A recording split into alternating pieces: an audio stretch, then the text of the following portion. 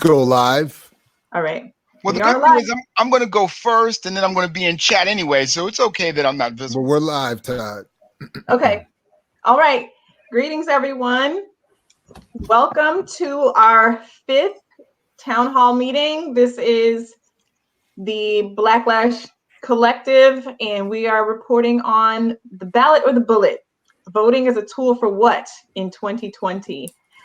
My name is Iyelli Ichile, and I am joined by my colleagues, Dr. Jared Ball, Dr. Kwasi Konadu, and Dr. Todd Stephen Burroughs, and Dr. Mjiba Frehiwot. So I'm really honored to be with this collective, and this evening we are going to do our best to put several ideas on the table to discuss them with you. I hope that you all had an opportunity to look at the report. And just to give you a very quick overview of Blacklash, the Africana collective, we engage in interdisciplinary research to provide analysis and recommendations on a range of issues affecting the Africana world, linked communities with people of African descent or people of African ancestry. Using our collective knowledge and skills, as well as our grounding as thinkers, educators, activists, organizers, and parents, our objective is to support and inform action toward safeguarded humane development throughout the African world. We are independent in our funding, research, and directives, allowing us to work decidedly in the best interests of said communities. Now, this is a hot topic. We were just noticing that without pre-planning it, we all wore some combination of black and white clothing, and I think it's almost a metaphor for the ways in which Africana peoples are divided in our specific nation at the specific time around the issue of voting. And again, I want to bring to your mind, to the forefront of your thoughts, the question: voting as a tool for what? Voting is a tool for what in 2020, right?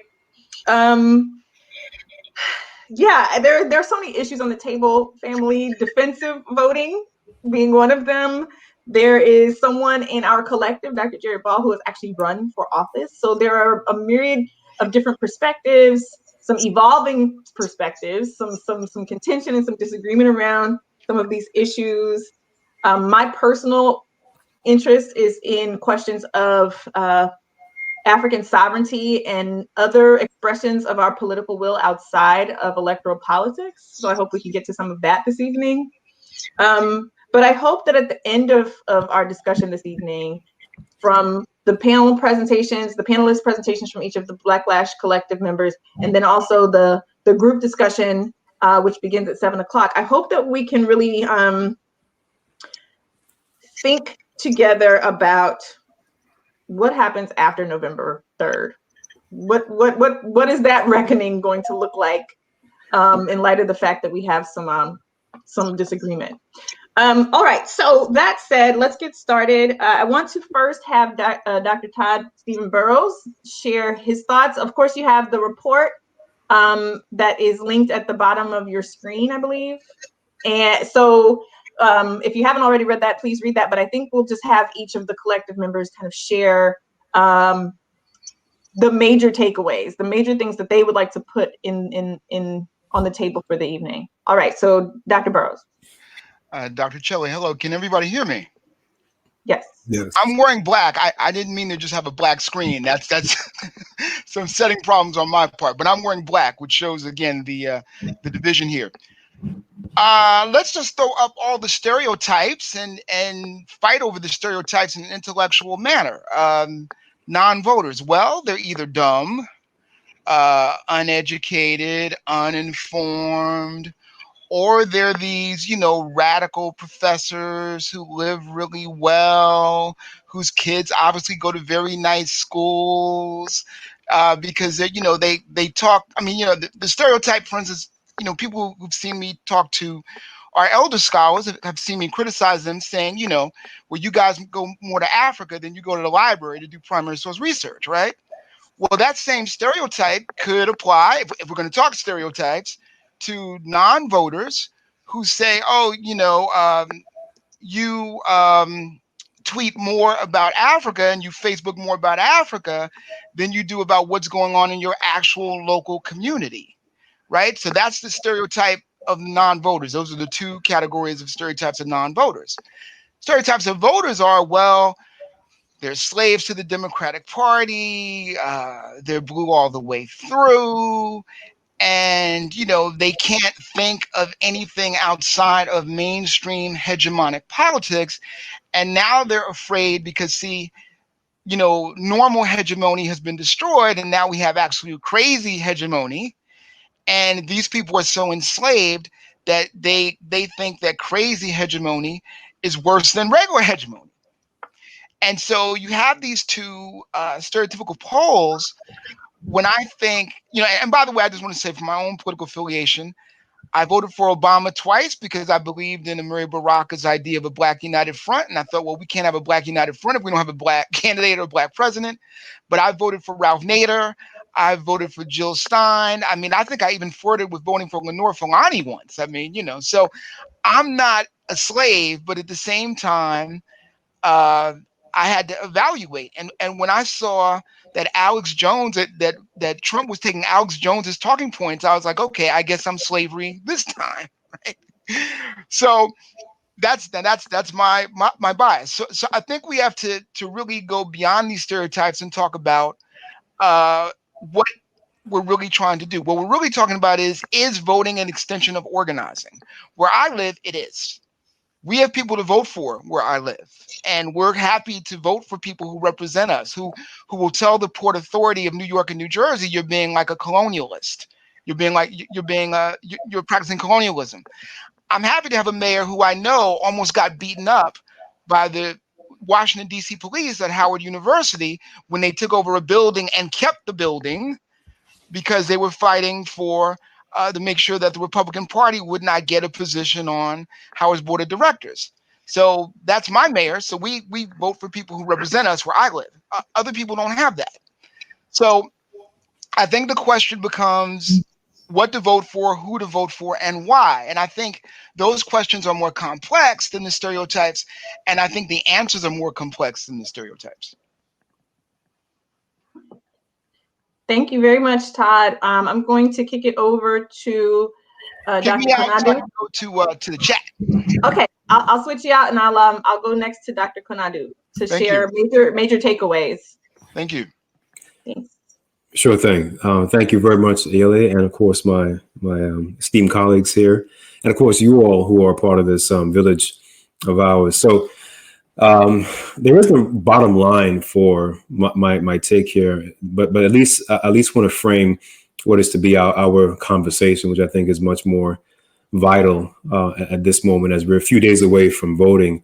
I first want to put it on the table that if in fact the act of voting and thereafter the act of voting for a particular candidate is the best that people of African ancestry can do in this country, and by the way, around the African world, then I think we're in deeper trouble than we imagined.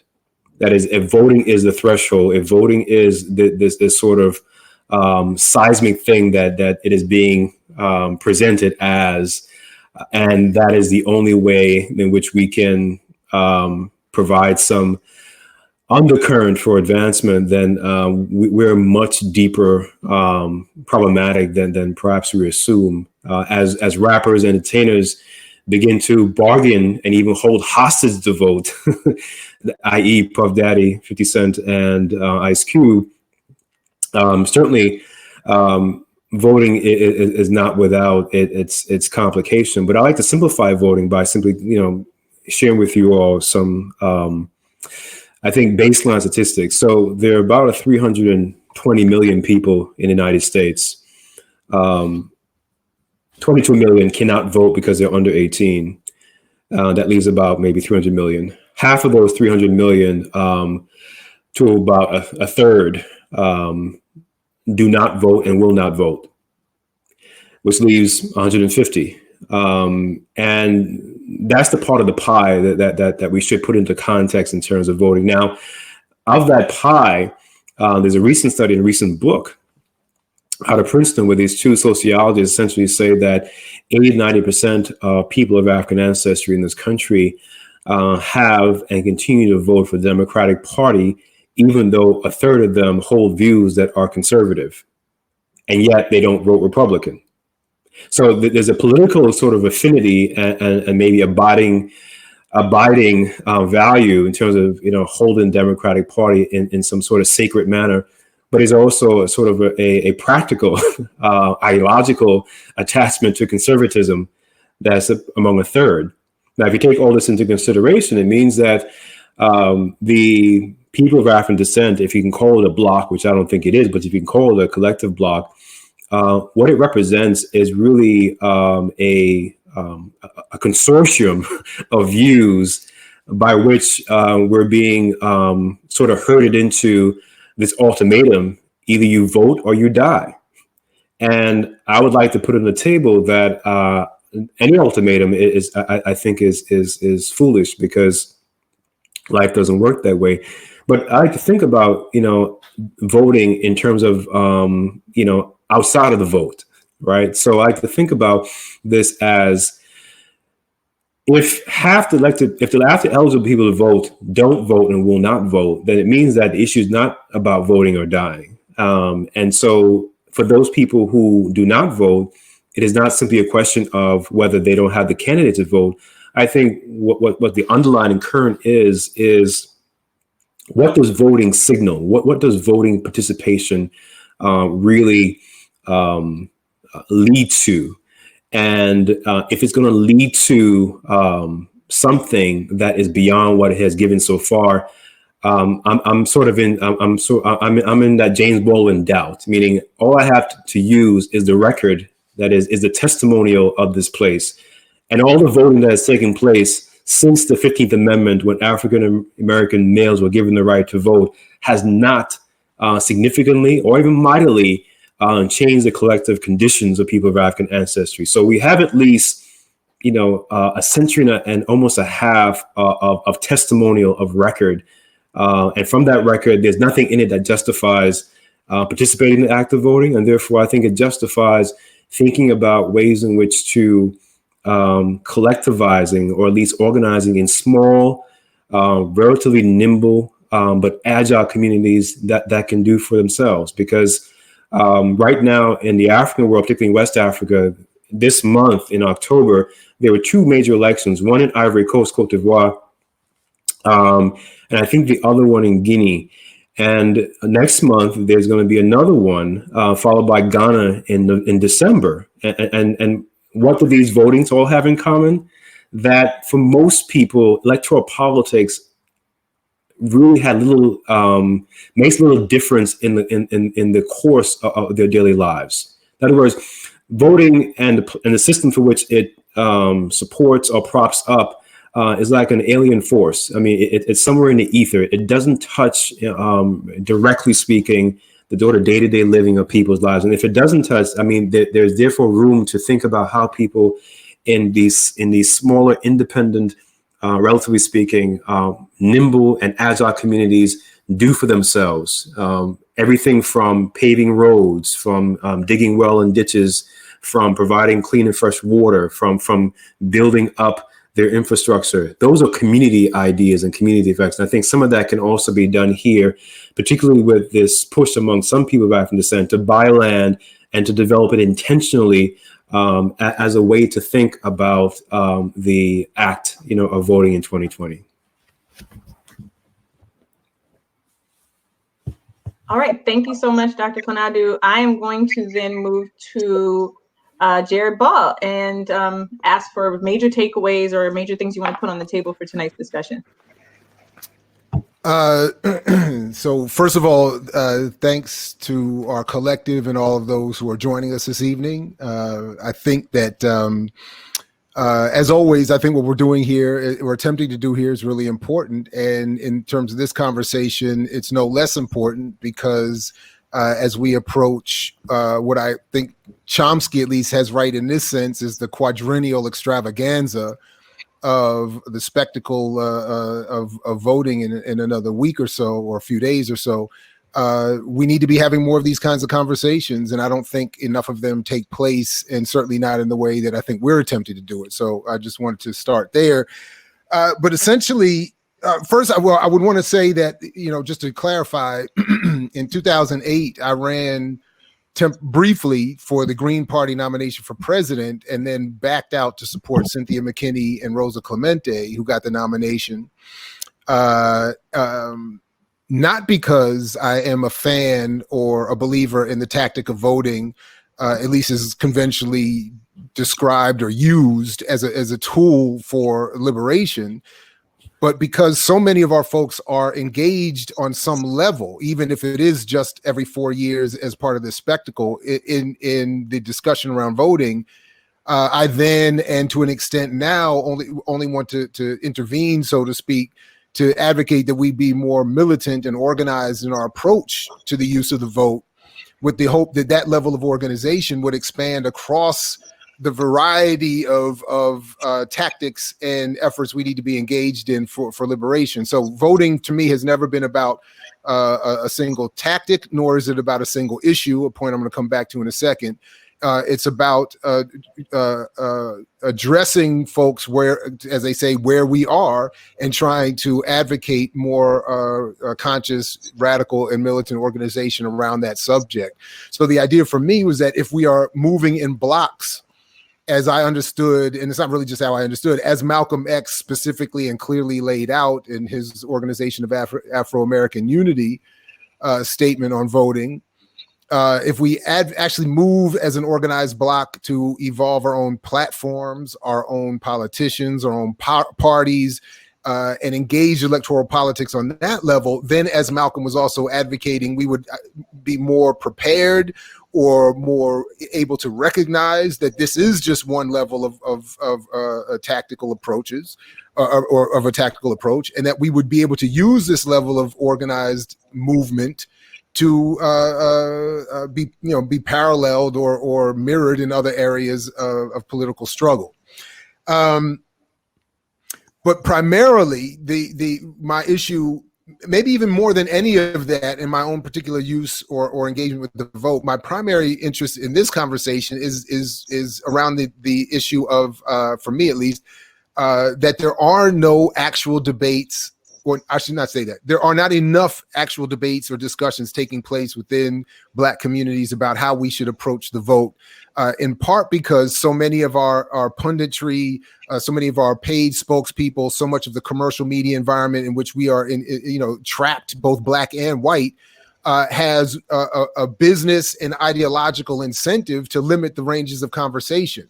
So my biggest problem has been the way the so-called left or radicals or even African-centered folks within our communities have taken up that sort of mission to browbeat and chastise anyone who actually advocates different traditions that have long histories and lineages within our community of approaching the vote, and try to browbeat us back into, as Dr. Burroughs mentioned, the sort of the plantation of the Democratic Party.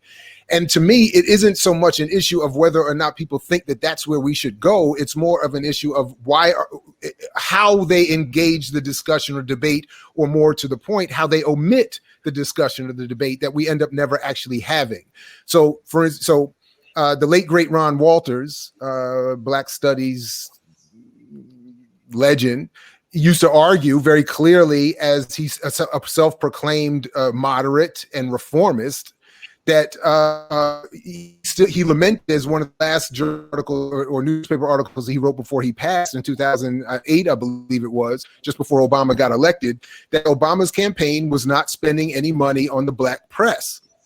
That because the Obama campaign took Black voters for granted, there was no conventional Democratic sprinkling of money in the Black media, and that Black media counted on this every 4 years for its own survival business-wise. So but what I'm arguing is that he was exposing in a different way the very nature of the relationship between our most elite commercial media, white and in this case Black, that have this very business financial incentive to limit the range of discussion so they can capture the Democratic Party dollars, and that they know they won't get either if they have a guaranteed Black president or nominee, or if they have a Black media environment that is welcoming these kinds of conversations where people would be advocating a Malcolm X approach to voting or some other logical, I think, conclusion to not vote or develop some sort of other platform. So then very lastly, I just don't like that we've become almost encouraged to be one or two at most issue voters, where we're browbeaten into saying we have to support, in this case, Joe Biden or Supreme Court or federal judges,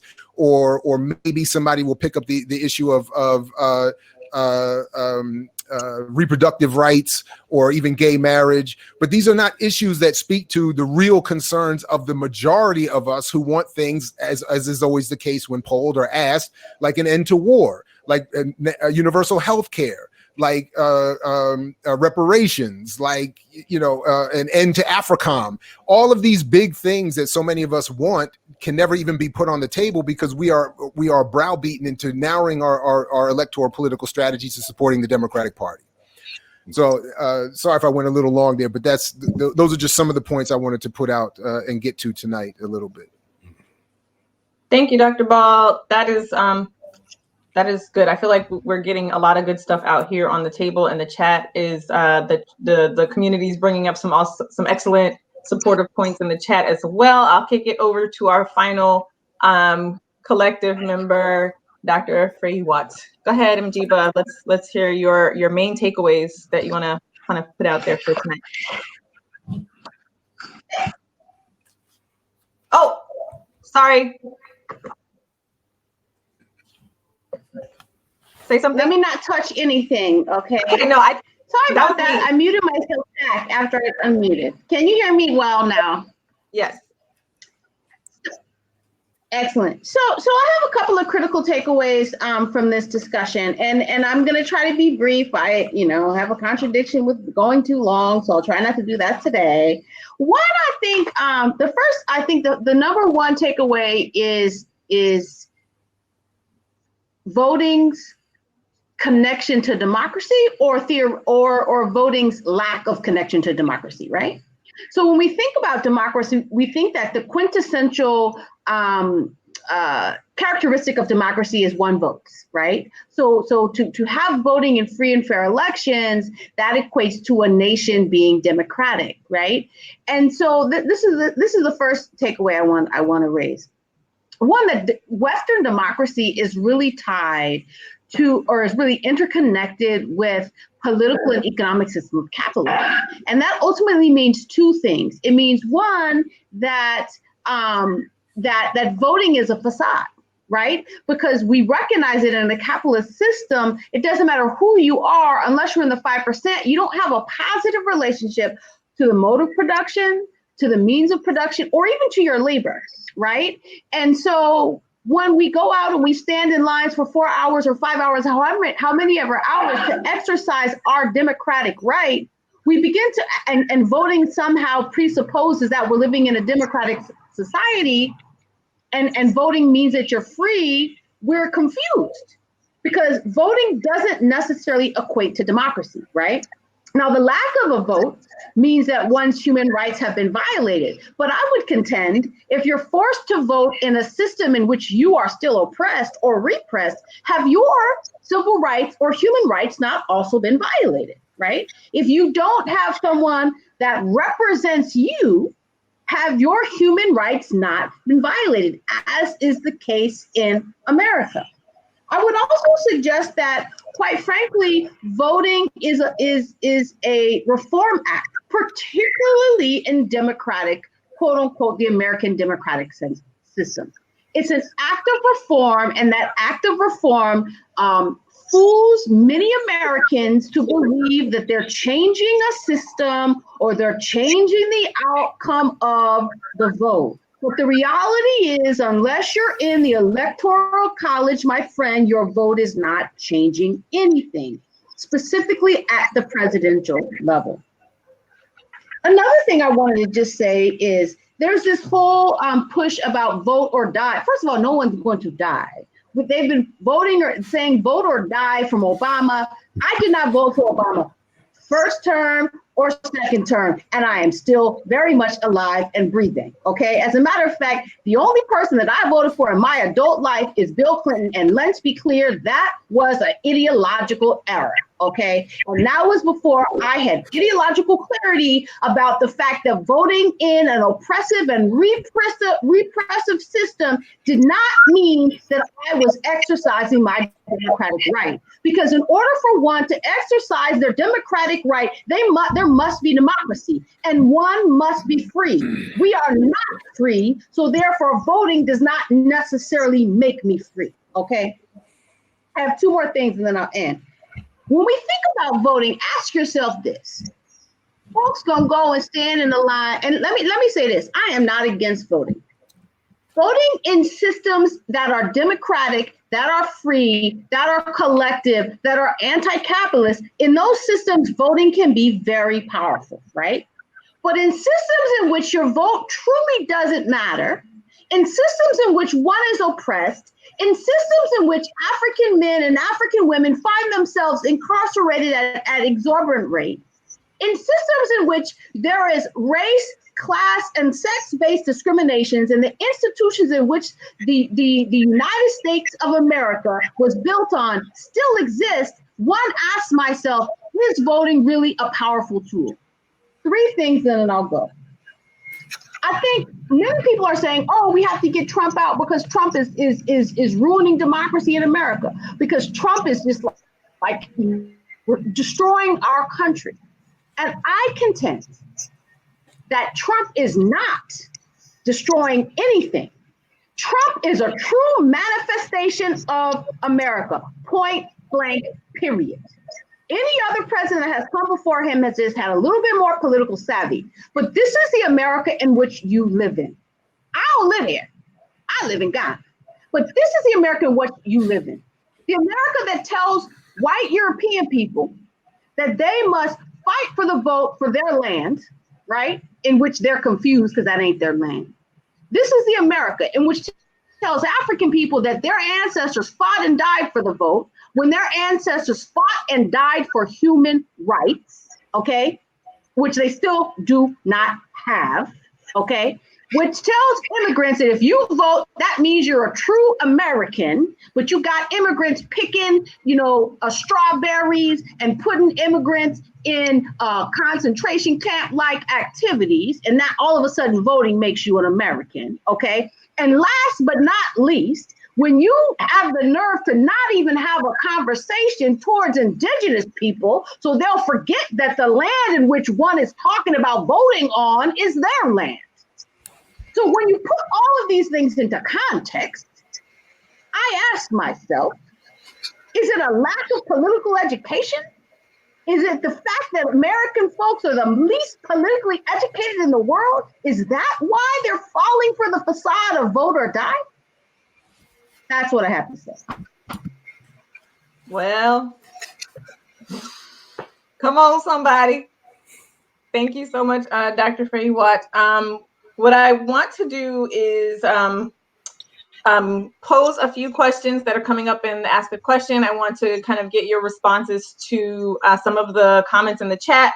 I want to hook on to one of the things you mentioned in your talk, Dr. Frehiwot, and that is this vote or die thing. I'm going to try to connect it to a comment that was made way earlier in the chat. It was kind of a joking comment, but somewhat serious, about this idea of a book called The Myth of Black Voting Power. I would say the myth and propaganda of Black voting power, because this addressed the propaganda around Black voting. The vote or die, your ancestors died for it. Someone was urging Dr. Jared Ball to write this book. But why do you think that? I mean, and Dr. Ball, if you want to directly respond, this is open for all of you. I'm asking all of our collective members. What's the merit of the title, The Myth and Propaganda of Black Voting Power? What's that all about? Is it myth, and why? How? Jared, do you want to tackle that, or you want me to? I thought Mjiba was going. Yeah, I absolutely do, but I know you and Mjiba do as well, so I'm happy to wait.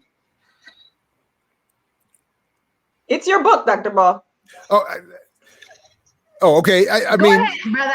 so, and brother Omawale, you can get more than your 2% if this book ever happens. But well, essentially, I mean, part of it, for me at least, goes back to my long ago reading and interpretation of even the Federalist Papers, where John Jay and Alexander Hamilton and James Madison, all more or less writing from the perspective of the white male elite WASP class, pretty much made it clear in a variety of ways that the vote was never meant to be used by anyone other than themselves. That is, the white male elite landowning to be used, and they referred to democracy as wicked and negative. I mean, they that's why they wanted a republic. For us specifically, the myth is again. It's a way to it's in a way to discourage our conscious and I think, as Mjiba was saying, elevated assessment of political organization and voting, to get us to accept that we have to vote because people died for the right to vote. That we have to accept that the use of the vote is in of itself a tool to liberation. And then we have to accept that that tool is only a tool for liberation when exercised within the very limited confines of voting, in this case, for the one Democratic Party, regardless of who they put up for us to vote for. Then the machine, and this was the point I was trying to make elsewhere about the response that Ice Cube and others are getting. Now, I don't agree with Ice Cube's plan. I don't agree with Diddy's plan. I don't agree with 50 Cent's plan. I don't agree with Killer Mike's plan.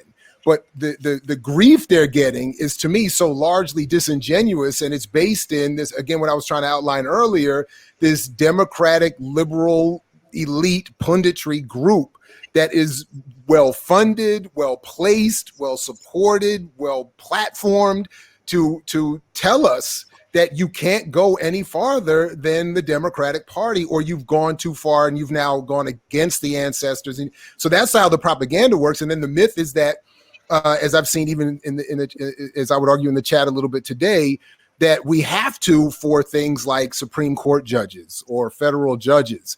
And that's why in the essay I wrote for this month's town hall, I referenced Samuel Moyn, the Yale law professor, who, we can come back to this, but he outlines, I think, very clearly that the Supreme Court, and I think by extension the federal court, has never been here and usable for the liberation of any group, other than one brief little period where all we really got out of it was, a desegregation of schools and whatnot. But that was itself just a liberal concession at a specific time related to so many other national, international politics that we always are encouraged to ignore now.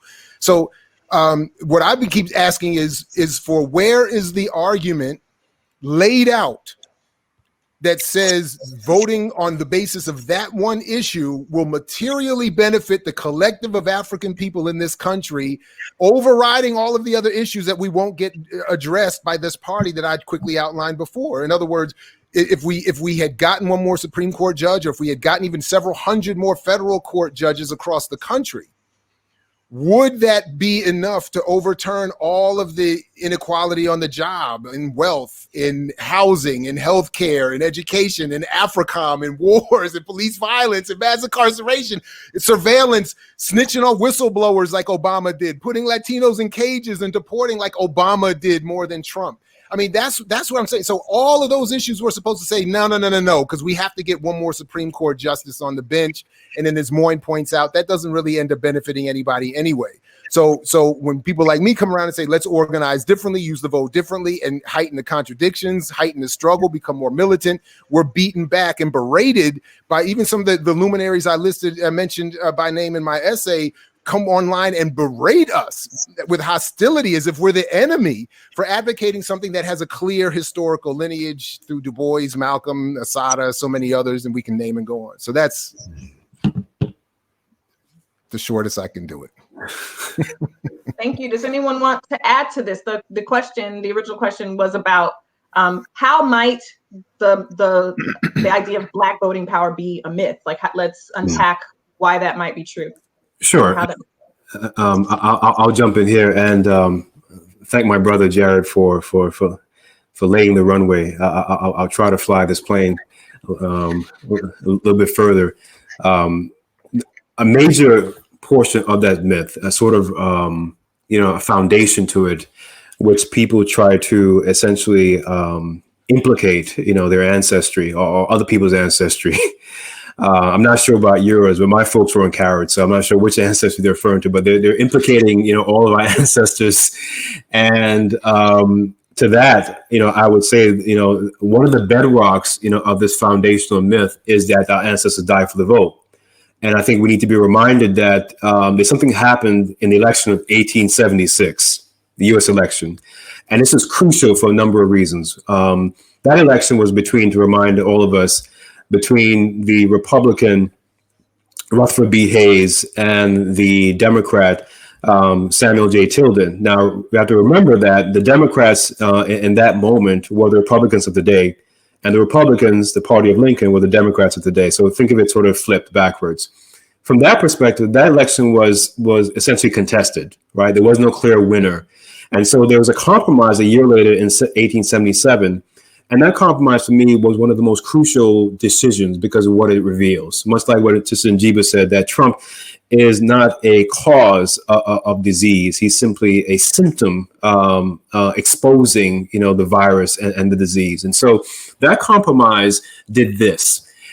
In return for Hayes getting the office of president, Tilden and the Southerners got this in return. They were able to oust, that is, remove all the federal troops that provided some modicum of protection for the 4 million newly legally emancipated Africans there. So now these people are without assets, without wealth, without land in most cases. Secondly, in terms of land, because of this compromise where the Republicans or the white Republicans in the North, they bounced. They went back north, right? The troops left. The other agreement was that the Republicans would end Reconstruction. Reconstruction was in fact a success because it was largely 1,500 plus African-American males and of course their families and communities who literally rebuilt the South. But of course, the mythology and the religion of whiteness could not have the idea that these people whose labor we now lost, whose the war we lost, couldn't have on top of that the fact that their beloved, pure white homeland and republic was rebuilt by the very people who were chattel, right? That could not fit the narrative. And so they deemed it a failure, and the compromise between Hayes and Tilden certified that. What it showed for our takeaway is that the vote didn't matter then, it doesn't matter now, right? It's a major mythology that, because guess what? When those people, 1,500 African-American males, and we have to remember 15 men was only empowering the male portion, right? That's crucial. And that Frederick Douglass, for example, and Susan B. Anthony for the white women's suffrage movement fell out over the fact that Black men got the right to vote before white women, right? And so this is the sort of the story we need to keep at our fore and to dispel the mythology that people, our folks, fought and died for the vote. I think is really reverse sacrilege, because the truth is far from the fact. What the compromise really reaffirmed was that the religion of whiteness and white supremacy, whatever you want to call it, trumps everything else. That there's a mythology of the North and the South being different and distinct.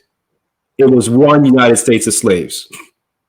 They simply, reconfigured it to fit their particular needs. And as such, the power, the lack of power. This is where I part ways with people like Dave Chappelle, who has a certain following, much like the rappers, entertainers do. I'm unconvinced by the argument Dave Chappelle, made that we should do it. That is, we should. This is our country too. It's incumbent upon us to save our country by voting, or what some people think they're saving democracy by voting. And I want to make it clear that voting is not power. But even though the act of voting flirts with the illusion of participating power, that power that enshrines, a belief, and it's really the belief that this system of governance works. Said differently, all systems are built around belief, and they're as real to the extent that we believe in them. And so this is precisely why, people have to be constantly reassured in this country that there are flaws, but the system works. Remember the 9/11, commission? Remember the inquiry about the Mueller report? All of it was damning, and ultimately this was the takeaway. Yes, there were flaws, but the system works. And this is about belief. So voting or elections, what it does is really prop up and sustain a system of belief in a system of governments that, of course, has real effect on people's lives. And so it doesn't matter that the elections were hacked and that it was reframed by foreign actors. The idea, the takeaway was that elections were fair because the system yet again works. And what works is belief. And so voting, regardless of, what we and who we vote for, is an act of belief. And to that extent, for those who don't want to believe, there is another choice, which is that the choice is not simply voting Republican or Democrat. The choice is voting by not casting a ballot. In other words, we really have to bite the bullet and use the intentional non-vote to say that we're opting out of the belief in things unseen and unrealized, which is the so-called more perfect union. Well, thank you. Thank you again, Dr. Konadu. Thank you, Dr. Ball. What I want to do is, the chat is lit, right? The chat, there are so many amazing comments and affirmations happening in the chat. I want to get to the questions that have been posed because we're a little backlogged on questions. And what I'm asking each of our collective members to do is to try to just do kind of like your best rapid fire answer to the question. I'm going to go up to while you're doing that, Yeah. I'm sorry, Iyelli, just while you're doing that, I just want to remind everybody watching that when we wrap up here in about 20 minutes or so, we are going to go to the second session for a town hall Q&A where you all will be invited to even come up on screen if you want and raise your comments or questions. So don't go anywhere. We're going to bring you into that session from right where you are at that time. Sorry, go ahead. No problem. Actually, if you would rather pose your own question yourself, you can take it out of the Q&A here and then just save it for the 7 o'clock hour. So let me close this out and give you an opportunity to do that. Because some of these are really good. These are really, really good questions. So if you would rather just pose it yourself, I will, I'm going to put this one out there because I think it's really important for us to kind of go back to the original title of our event and the inspiration behind this event. And that is the question about how do we apply the Black agenda Malcolm X gave us with the OAU? There were comments in the chat about LeBron James not finishing the book, Malcolm X's autobiography, Malcolm X's Ballot or the Bullet speech is kind of a guiding document here. How do we apply how do we vote like Malcolm X, guys? This is something that, I've heard you all alluding to throughout. How do we do that? Well, let me just say this, that if I may. Excellent, thank you. I think there's I just want to raise something about the previous question about power. And then I'm gonna go to the Malcolm X question about, because really we're talking about the ballot or the bullet, right? We're talking about voting or a figurative bullet, right? We're not like talking about getting a bullet tomorrow. Bullets may come at some point, but not tomorrow. But I would like to suggest two things. One, I think that we have to investigate, and Kwasi Konadu said it, but I just want to kind of reiterate this, that we have to interrogate, critically analyze, investigate if African people have power in the US. And if, in fact, African people do not have power in the US, has the history of the United States alluded to anyone to believe, think, or imagine that African people would have some sort of power in the US at some point, right? And then I think the other question I want to ask is, a question about what is power? What is power, truly? And once we begin to critically analyze some of these questions, which I don't necessarily have the answer to, I think we can begin to dissect why we are running towards the vote. And I would liken it to this. You know how like we always talk about people who they always had a flyest car, but they live with their mama, or they always have the nicest clothes, or they got the new Jordans, or they stand in line like fools, you know, to get some sneakers, whatever, whole nother issue. And they don't have a pot to piss in, excuse my language. This is the same thing with voting, right? We somehow believe that we're exercising our democratic right and we're powerful because we're voting. We are human beings, so we are, projecting our humanity through our vote. And the reality is we are no more human when we vote, when we don't vote, because our humanity is about our access to controlling our lives, our access to managing our own affairs. And if we are not, as Kwame Nkrumah said, managing our own affairs, then what are we doing? If we can't choose our own political leaders, because when you vote, I don't know who can roll up to anybody's senator's office and be like, hey, here are the contradictions I have in my community. You just can't do that, right? What relationship do any African people have, with the exception of the petty bourgeois or the wannabe petty bourgeois, with the quote unquote elected officials? And so I think that when we begin to ask ourselves about this Malcolm piece or Ballot of the Bullet, I think that we need to begin to organize in our communities alternative institutions which will begin to take care of some of the needs of our people, like healthcare, like education, like food, like shelter. These are some of the things that we need to begin to do if we want to actually transform the conditions of our people. Period. End of story. That's my thought. Because the reality is voting will not transform anything. And someone mentioned Obama wasn't really giving money to the Black press. Well, Obama didn't care about you African people anyways. And I say you because Obama wasn't speaking to me, right? Because I was not confused to think that he was somehow had the best interests of African people at heart when he represented the American capitalist system. And in all fairness to Obama, if I was the president of the United States in 2020, let's be clear, I would be representing the American capitalist US imperialist system, or I would not have any option or opportunity to run. You see? So it's not about who is in the seat, it's about who has the seat of power. And if we want to have power in our own communities, in the African community, we need to do three things. One, we need to begin to control our minds, our ideology. Two, we need to begin to figure out ways to deal with the contradictions that our people are facing.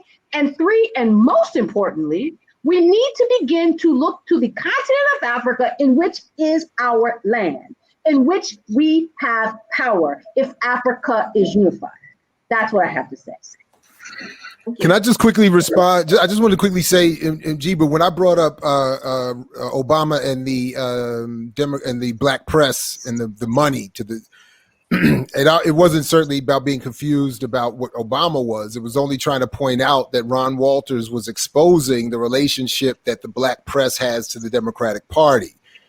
That they No, I agree. That's all I was No, trying to I say. agree. No, I agree. Let me tell you something. I agree with you. Listen, Africans, I had so many discussions with Pan-Africanist, progressive, revolutionary folks about Obama. Oh, I'm voting for Obama. Oh, Obama. And I was like, Obama's not gonna do nothing for you African folks. Don't confuse yourself. And they all thought I was hating on Obama. And I was like, it doesn't matter who's in the White House, whether they're African, Latino, Asian, or whatever they happen to be. They are at the seat of American power.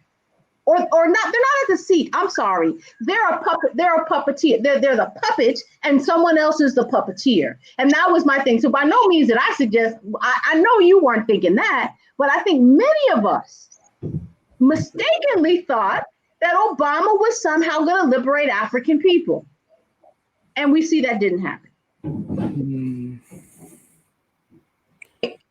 Thank you. Is there anyone else who wants to weigh in quickly on this before we move on? Sure, very quickly to what you asked about the ballot and bullet.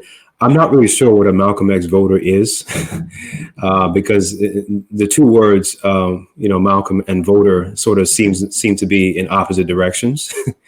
So it may be semantics, but syntactically, that doesn't ride well with me. So I'm not sure. Well, the question really was about how we apply the Black agenda that Malcolm X gave us with the OAAU. Mm-hmm. Sure. Well, in all due respect, I think that approach was dated, because the idea of going to the ICJ in The Hague and sort of bringing pressure on the U.S. government, essentially, you're trying to sue the U.S. government in its own courts. To me, that's defeatist. It's like committing arson in a fire station, and so I don't see that working, because the idea was, which I think Malcolm, for the moment, was brilliant, because at the point of African independence, he was trying to get African heads of states, right, like Nkrumah, right, like Lumumba, like Sékou Touré, Julius Nyerere, and others on board with the idea that if you all come on board and push the international issue to put pressure, right, you can sort of bring, the U.S. government to trial. So that was sort of the premise. So I think that mood in that moment is gone. But when I use the phrase and refer to myself as a Malcolm X voter, that's not the element that I'm focused on. What I'm focused on is the element of his argument that, again, Black people develop their own parties, platforms, blocks, candidates, campaigns, agendas, etc., and then run or engage electoral politics on that basis. And again, this is while he's doing what Dr. Konadu was talking about, while he's also developing guerrilla warfare units, while he's working with anti-colonialists around the world, while he's trying to build unity with the Southern Civil Rights Movement, while he's trying to coalesce the Northern radicals. And so he's doing this as part of a whole set of things, and that's sort of what I'm advocating. That if we're going to vote, we should be developing our own agendas. We should be organizing as blocks and and then as I think, at least, the fantasy is that will heighten, again, these contradictions. The organization that develops out of that process could be used and applied in other areas, hopefully. Or the contradictions that we're all talking about here with the system of voting will be made even more readily clear to try to burst through some of the propaganda that we've been talking, the myth making that goes on. So what I just jotted here as a note was that I'd like to see us, so if we develop sort of a broad-based, not the united front to necessarily talking about the one that exists, broadly speaking, today, an electoral Black united front that had a clear set of agenda items that said, if you're going to be a candidate that we vote for, you have to run on this platform, regardless of whatever party affiliation or not. And then we developed a 21st century Creel Commission of sorts that where George Creel sent out in the early 20th century to create propaganda around supporting World War I, just a whole bunch of speakers. The same thing that's done to us. They send out a bunch of speakers. They send everybody get the same talking points, do media hits, develop their own platforms around this agenda, and try to spread that message out that way. Anyway, but that's because I'm with you, Baba Kwasi, on this one. Like, I don't. This is not about a fantasy about what we can and cannot do. It's really just about trying to engage the electoral system as it exists in a more organized and militant way. At least what I mean by when I say Malcolm X vote. And can I just say this though, Jared? I mean, like, I let me say this. Like, I think that what you're describing in a world which was equal, which I think would be amazing, right? Unfortunately, we're not living. I mean, I just said, unfortunately, we're not living in an equal world, I mean, like, the reality is we're living in, I mean, like, we're talking about, a global system of imperialism, which really is interconnected and really pushes profit over people, right? And so what you're suggesting, honestly, in this current system, would do one of two things. One, it would get a whole bunch of people killed, or two, would be used like if people were really revolutionary, right? Because there is like the Black Caucus, isn't there? The National Black Caucus or Congressional Black Caucus or whatever it is that they're called. No disrespect to anybody who happens to be in the Black Caucus or who has gone to a Black Conference conference. I've never been, but no disrespect to anybody. But so isn't that Black Caucus supposed to be these are Black elected officials that are supposed to be pushing on behalf of African people? They seem to be pushing on behalf of their own pockets. So that's the one thing. And the second thing is, and two things, the other thing I want to say is that what you're suggesting could work as a propaganda tool to politically educate the masses of people to rise up against the facade of voting. And what I would like for us to say, because when we start talking about voting, we're always talking about the US, whatever. Let's look outside the US. In Cuba, let me tell you what happens. And other people be like, oh, it's a one-party state. Oh, that's so anti-democratic. Well, you all have a one-party state in the US as well. Some people just somehow think that there's more than one party. Whole nother conversation. In Cuba, you can't spend millions of dollars on campaign ads. You have to put up everybody who runs gets the same amount of money for their campaign that comes from the state, right? In spaces like Venezuela and Bolivia, there are limits on how much money you can put into these campaign ads as well, or into campaigns. And so, again, none of these systems are 100% perfect, but there is something called the people's power. Let's remember, and see, here's the thing: this would never happen in the U.S. Do we remember in 2002 when the CIA, United States, the same place that folks are talking about voting for because of their democracy, went to Venezuela and staged a coup d'etat against Hugo Chavez? Do we not remember that? Do we also not remember that the people said that we democratically elected him, and the people went and broke Hugo Chavez out? Okay. So, I know the time is up. So all I'm suggesting is that what you're thinking in an equal society would be amazing. In a society where folks are repressed, some people may die if they're revolutionary, but more importantly, it would be a propaganda tool. So that would be why I'd be down with that. Other than that, I don't know what good it would do.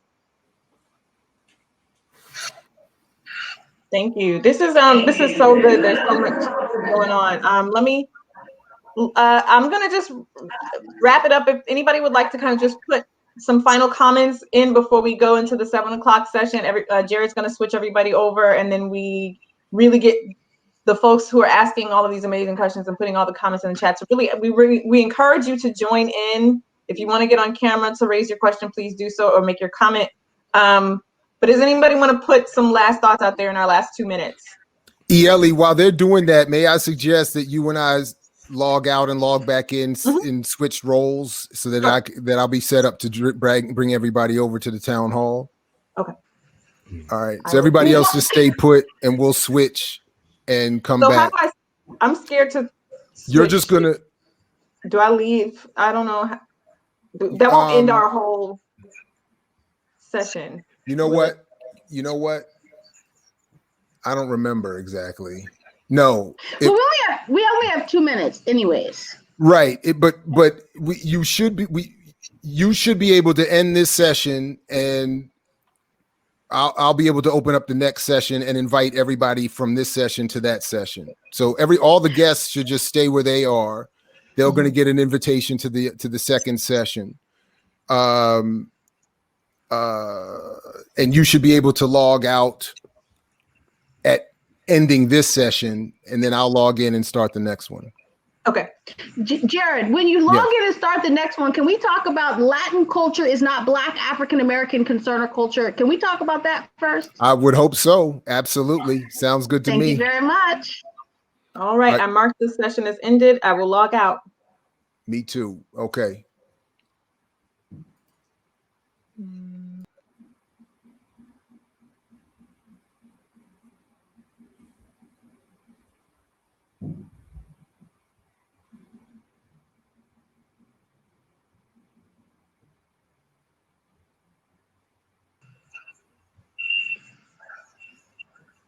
So I think we're just waiting on the session to officially close, right? Right. Okay.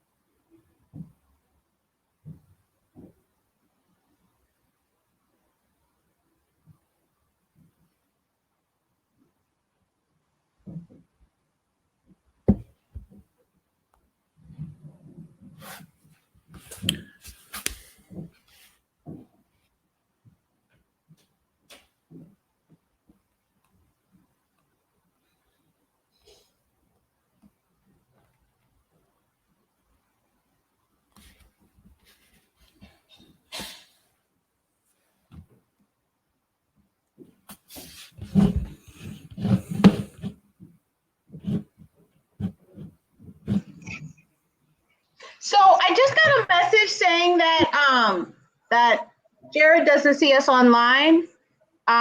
So should we all log out of this session? That's what I just asked him. I didn't. Okay. We are trying. They started the new session. Was it disconnected? No. We're trying to clarify right now. Give us just a second. Did people receive because this session needs to be closed down.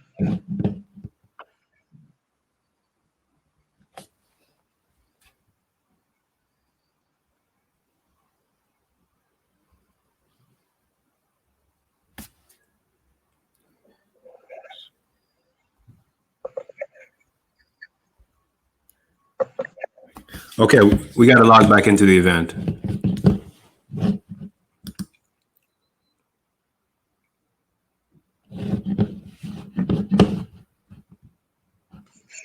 Okay. So everyone should log out and then log back into the event. Yeah. So if anyone is still here. there's a community town hall